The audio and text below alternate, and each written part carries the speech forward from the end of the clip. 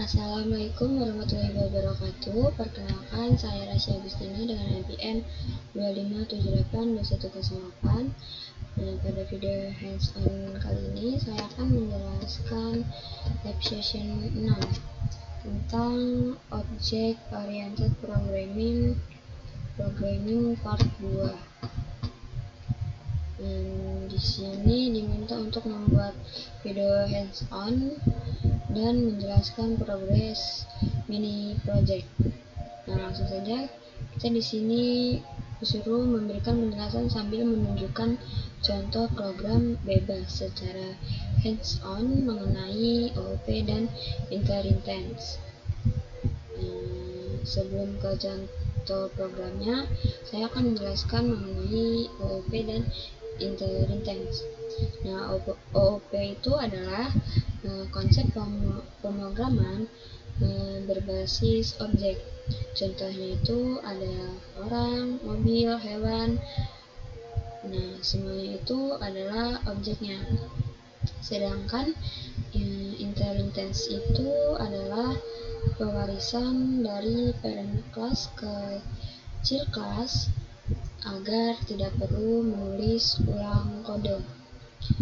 Contohnya itu orang tua saya mewarisi nama keluarga atau sifat tertentu.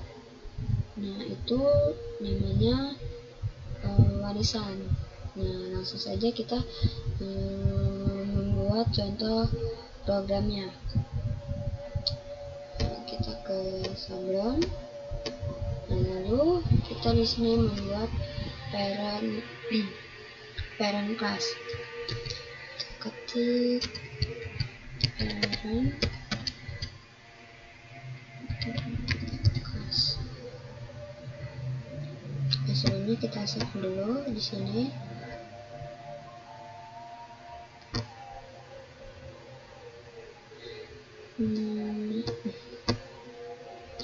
Di sini kita akan menamai sekolah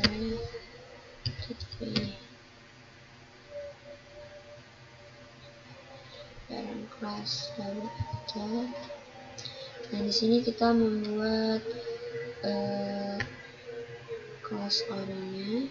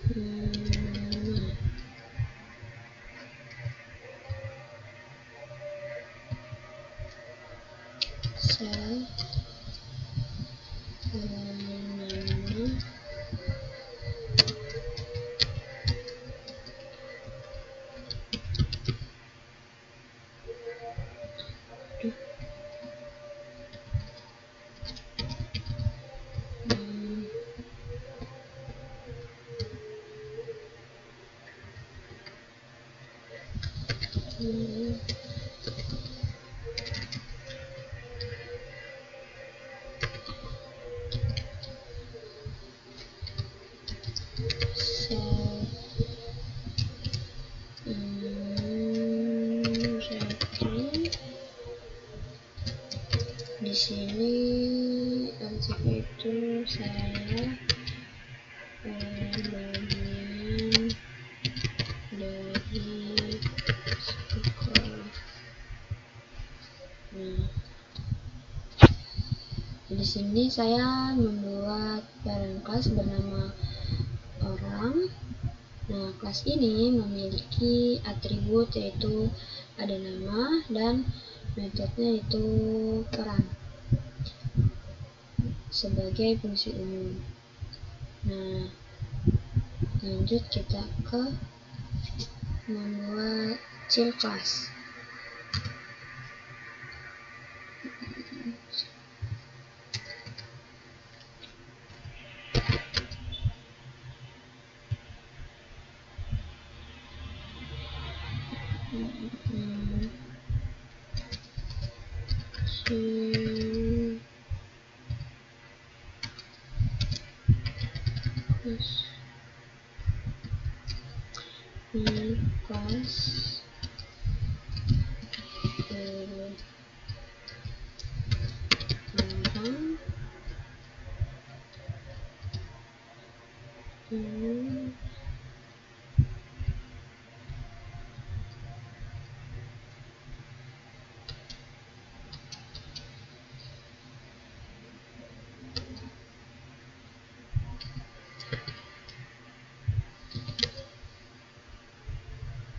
di peran sel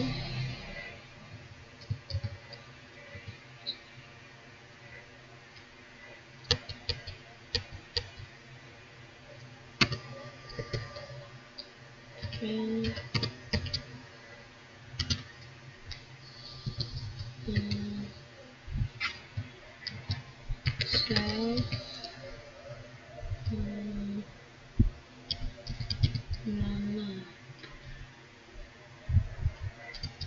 Di sini untuk memanggilnya adalah seorang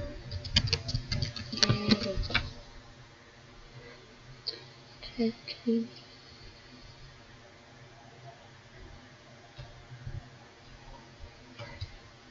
Selanjutnya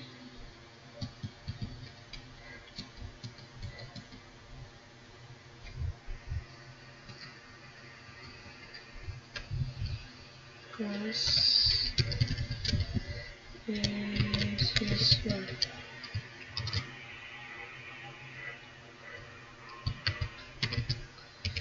Orang, lalu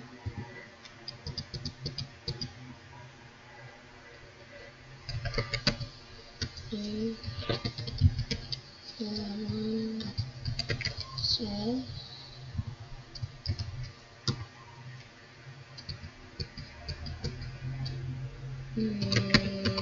return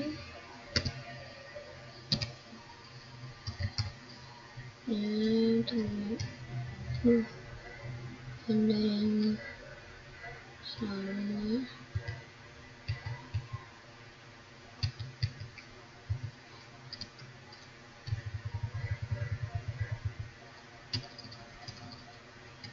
Kita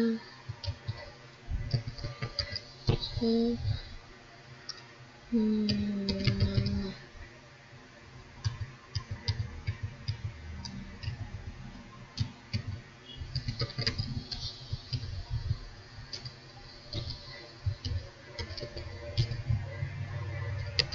Nah, di sini teman-teman ada yaitu adalah seorang siswa.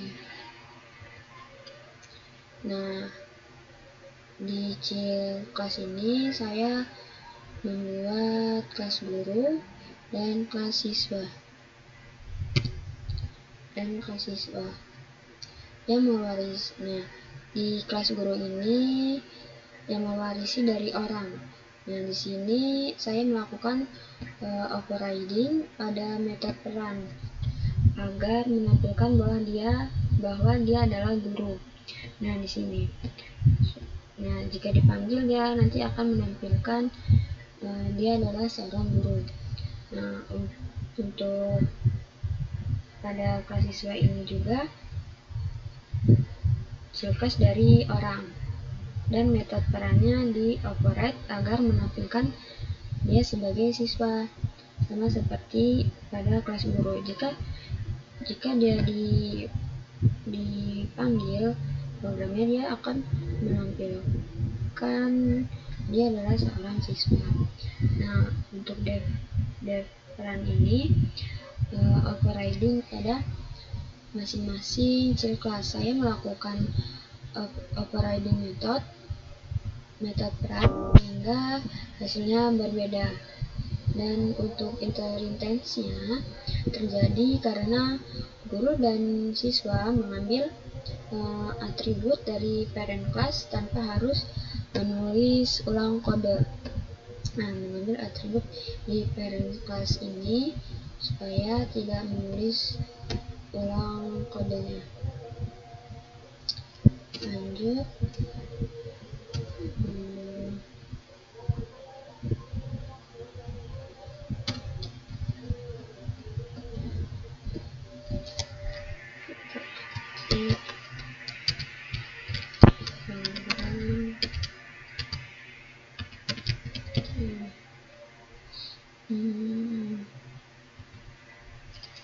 Di sini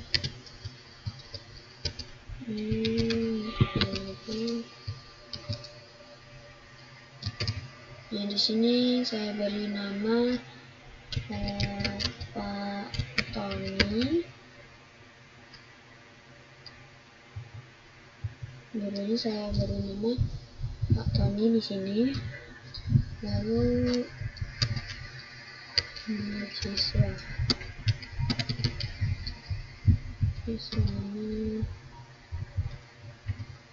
Nah, siswanya saya beri nama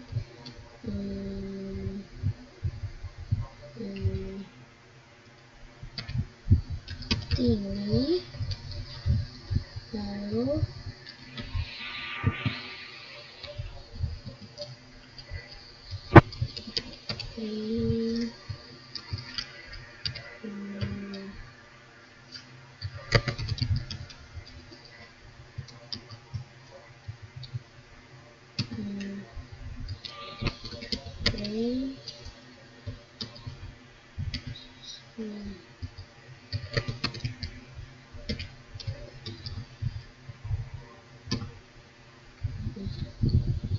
nah, pada program utama ini saya membuat objek dari kelas guru dan siswa, lalu memanggil metode perannya untuk menampilkan hasilnya. Nah, langsung saja kita merunningkan kode program ini. Kita ke folder, kita sini tutup dulu. Nah, kita ketik di sini Python sekolah.py. Nah, ketika dijalankan, programnya akan menampilkan peran dari guru dan siswa. Coba kita jalankan. Nah, di sini sudah muncul outputnya. Pak Tony adalah seorang guru dan Tini adalah seorang siswa. Nah, output ini menunjukkan bahwa metode yang sama menghasilkan hasil yang berbeda sesuai dengan konsep polymorphism. Nah, jadi program ini menunjukkan konsep OOP, yaitu inheritance dan polymorphism dengan contoh di lingkungan sekolah. Oke, lanjut. Itu penjelasan pada mini project. Ini tunjukkan dan jelaskan mana bagian yang merupakan parent class dan child class. Langsung saja. Nah, di sini kita membuat buka device-nya yang sudah saya buat.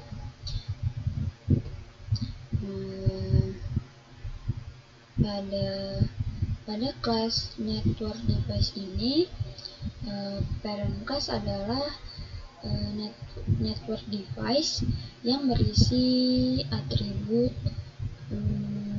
umum seperti hostname di sini, IP address, serta metode cek status. Nah, di metode cek status ini saya menggunakan if random, karena kan di sini cek status koneksi ya, atau di sini exception jika terjadi timeout. Nah, kenapa saya menggunakan if random? Karena jika saya menjalankan program saya dan itu tuh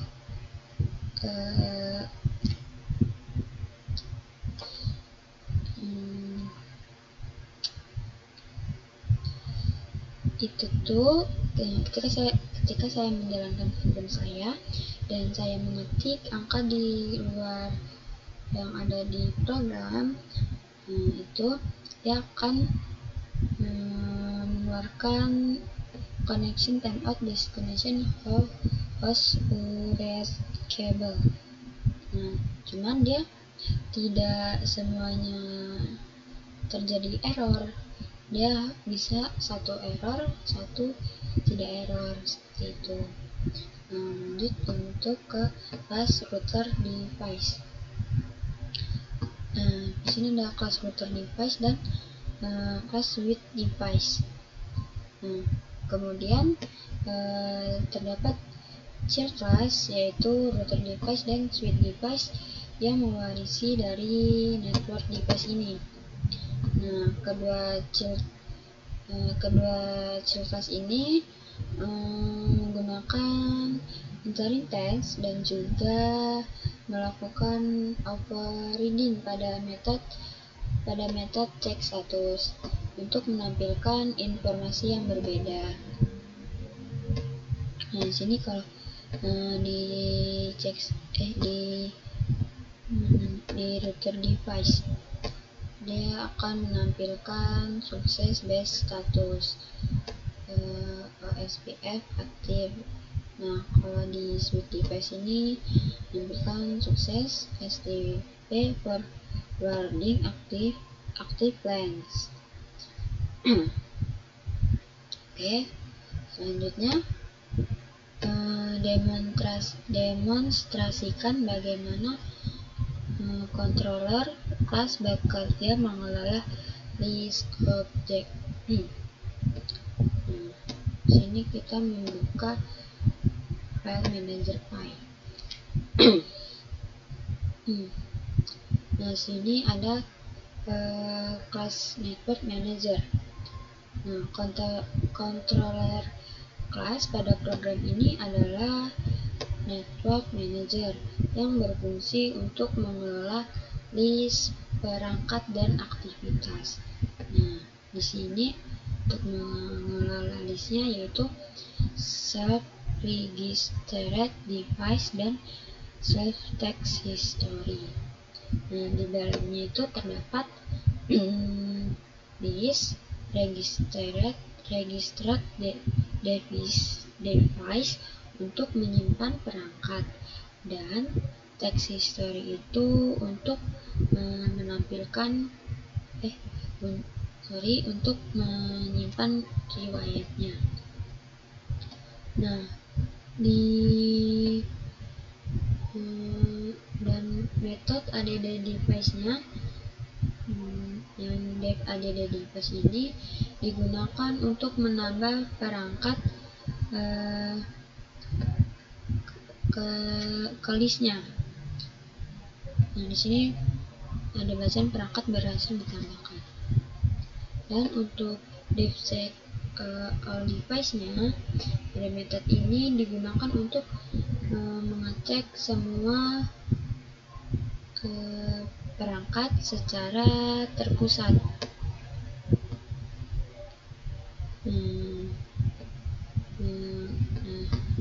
Kan di dev check all device ini terdapat try dan except. Nah, try ini untuk program memanggil metode check status untuk mendapatkan status perangkat, lalu menampilkan hasilnya dan menyimpannya ke dalam text history. Di expect ini, jika terjadi error, misalnya timeout, maka akan ditampilkan oleh block accept. Error tersebut ditampilkan dan tetap disimpan ke dalam history. Dengan menggunakan try except ini, program akan berjalan meskipun terjadi error pada salah satu device-nya. Nah, karena saya sudah menggunakan track except. Dan untuk dev selfie story ini untuk menampilkan riwayat aktivitasnya. Nah, selanjutnya lakukan running program saat kondisi normal dan saat error atau timeout berhasil ditangani oleh try except. Langsung saja kita coba running-kan programnya di sini.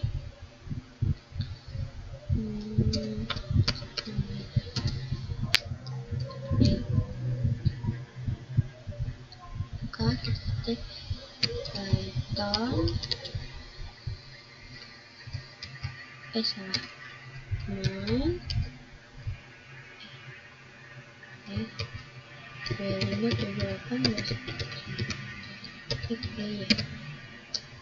enter. Nah, di sini programnya sudah muncul, yaitu program network automation. Di menunya ini terdapat tambah router, tambah switch, cek semua perangkat, lihat riwayat, keluar. Nah, di sini saya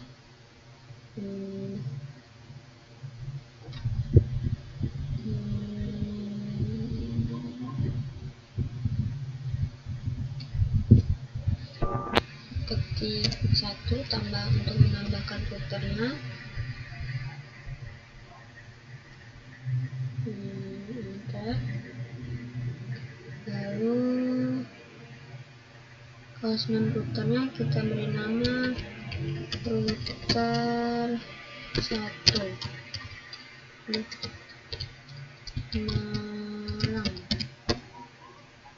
Malang. Dan IP address-nya 192.168.1.1. Enter. Nah, perangkat sudah berhasil ditambahkan. Lalu selanjutnya kita nomor 2.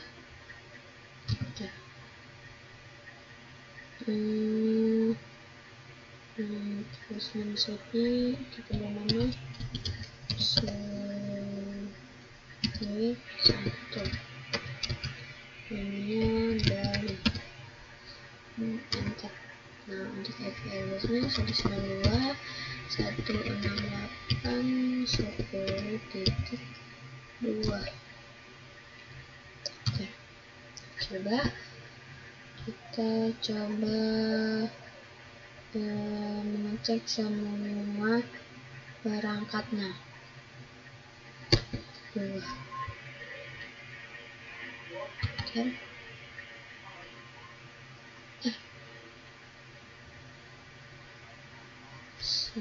Salah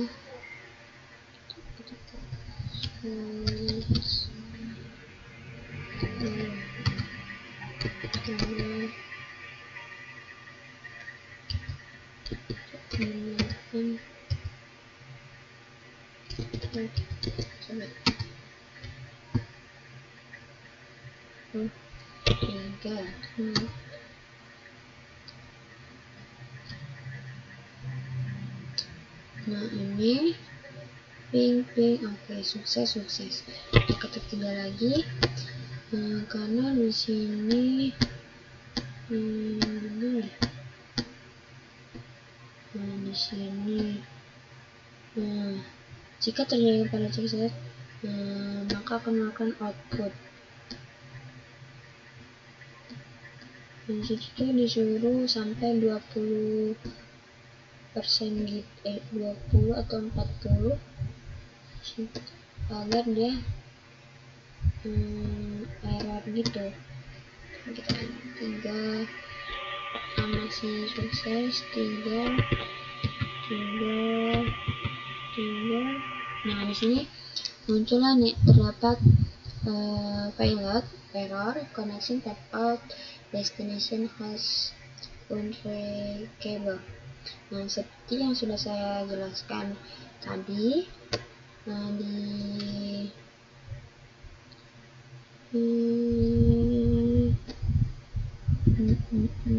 di manajer file ini, jadi ya di manajer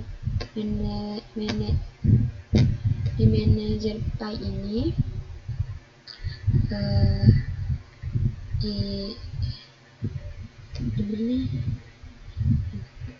jika saya jika ini di luar dari programnya, itu tuh akan menampilkan error. Nah, karena saya menggunakan if random itu bisa error, bisa tidak error. Nah, begitu. Nah, langsung saja kita lihat riwayat. Nah, di sini dapat tuh tadi yang switch 2 ini jadi kepencet, jadi saya tambahkan saja. Termalang sukses.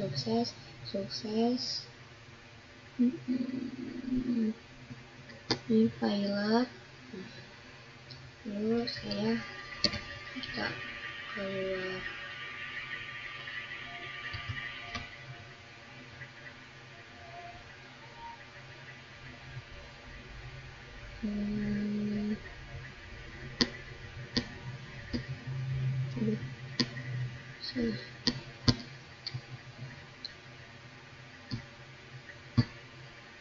Lanjut. Kemudian merasa pengenalan dan error yang belajar ditangani oleh try-expect. Nah, itu tadi saya sudah melakukannya, yang berhasil ditangani oleh try-expect. Nah, selanjutnya sebutkan tantangan atau error terbesar yang ditemukan saat menyatukan semua kelas. Tantangan terbesar saya yaitu menyatukan semua kelas adalah memastikan setiap kelas saling terhubung dengan benar, terutama antara main, manager, dan device. Awalnya saya mengalami error ketika memanggil method check status karena objek belum dimasukkan ke dalam manager atau metode belum terdefinisi dengan benar. Dan selain itu, saya juga sempat mengalami error import modul karena struktur folder belum sesuai atau penulisan path belum benar. Nah, namun masalah tersebut sudah berhasil saya selesaikan dengan memperbaiki struktur project, memastikan semua kelas memiliki metode yang sesuai, dan menggunakan manager sebagai pusat pengelolaan objek. Oke. Mungkin sudah cukup ya.